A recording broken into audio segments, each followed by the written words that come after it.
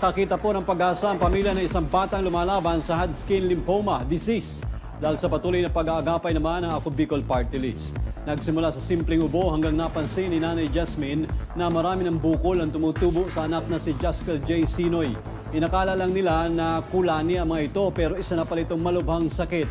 Isa lang si Nanay Jasmine Sinoy sa mga sumubok na humingi ng tulong sa inilunsad ni Ako Bicol Party List Congressman Saldico na People's Day sa North Gate ng Batasan Pambansa sa Quezon City para sa kanyang anak at hindi naman daw siya nabigo.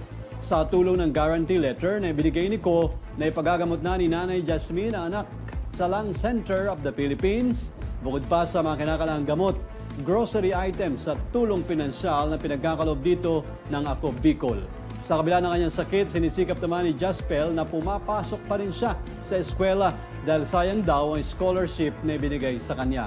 Dahil dito nangako ang kampo na Ako Bicol na tutulungan nila si Jaspel na magkaroon ng magaang trabaho na kaya itong gawin para makatulong man lang sa kanyang iba pang kailangan sa kanyang pag-aaral.